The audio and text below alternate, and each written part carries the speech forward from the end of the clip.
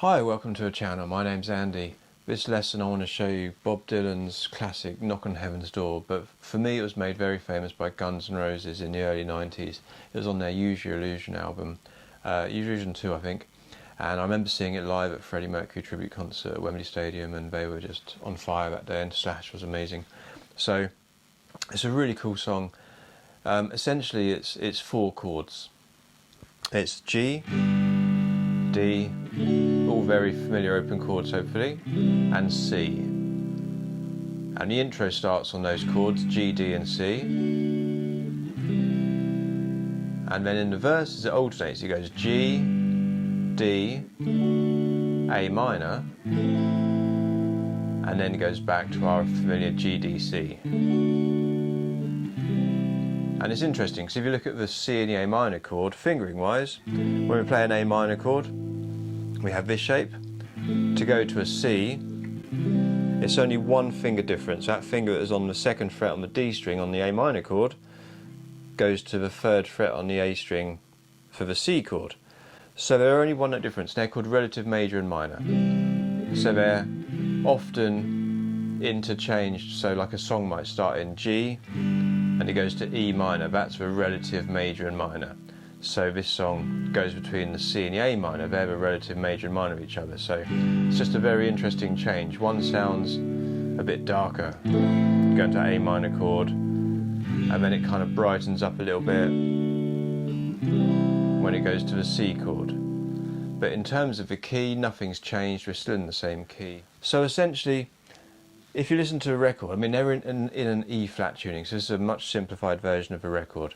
But if we play our G chord as normal, Slash plays more of an American, I always call it the American version of G, because of songs like this, so these two fingers. But whether you play it this version, or how I like to play it, this version, the picking's going to be the same, so we sort of strum the chord, so strum the chord, and then go from the E string, B string, G string, back up one to the B string. So it's a long strum,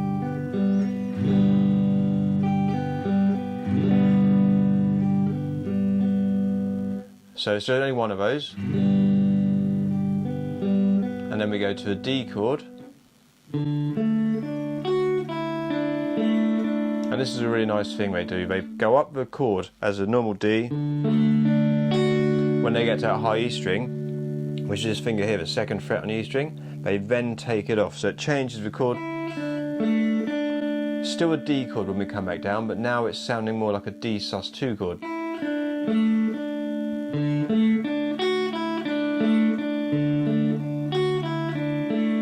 And that's the pattern on the D chord, so D, G string, B string, E string. Stay on the E string but take the second finger off, come back down to the G string, back up to the B string. So those first two chords, G, long strum, that nice pattern down, D, all the way up to the top, finger off, down to there. And then the C, you can do the same pattern but do it twice now, it's twice the song.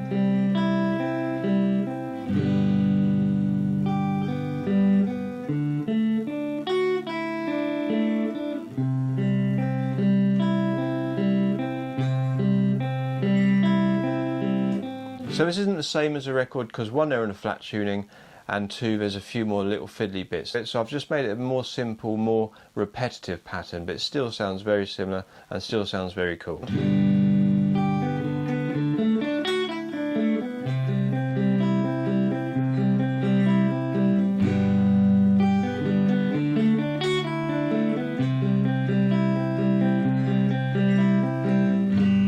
And you can replace a few picked patterns with a few more strums, so you could go strum, little pattern down, strum.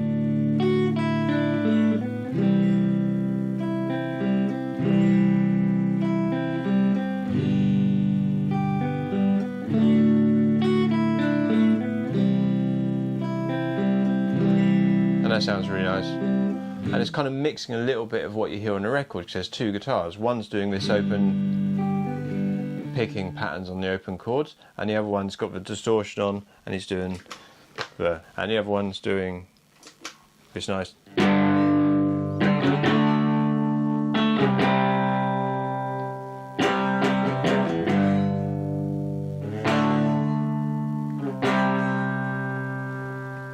So the basic pulse when you're strumming is just going 1, 2, 3, 4, whole bar of C, 4. So you go 1, 2, and a 3, 4. 1, 2, 3, 4. 1, 2.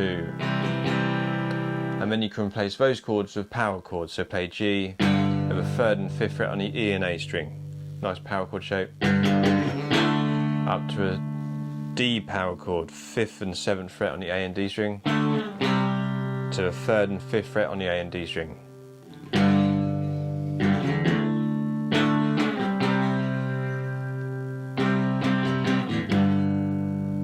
And just do those as long sustained strums. You can add a few.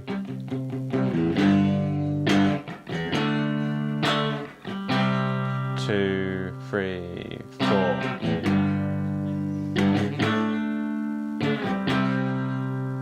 And so on. And when you put the two together, it sounds really nice and a big powerful sound when you've got these two contrasting guitar parts. This big clean jangly open guitar with this more distorted power chord guitar.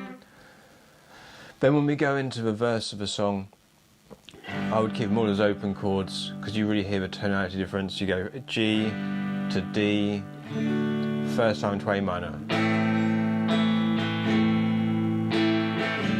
and then the second time G to C, G, D, A minor, G, D, C, and then you back into the chorus which stays on the G, D, C, and so on. So you can experiment, you know, you're always free with songs like this to kind of do as much or as little as you feel fit.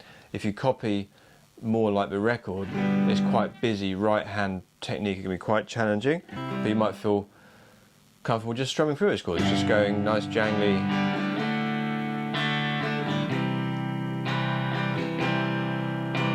So 1, 2, 3, 4, 1, 2, and a 3, 4, and a.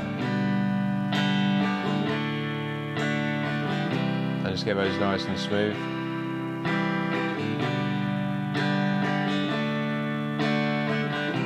So it's a very simple song, but it's a lot of things you can do with it. You can really make it challenging. You can add in lots of more right hand picking stuff. The left hand isn't doing a lot of fancy stuff, just some simple chords, some power chords.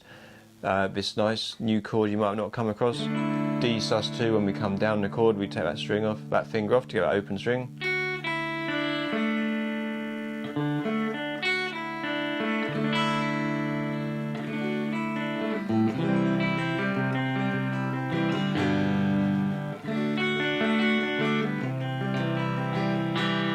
And so on.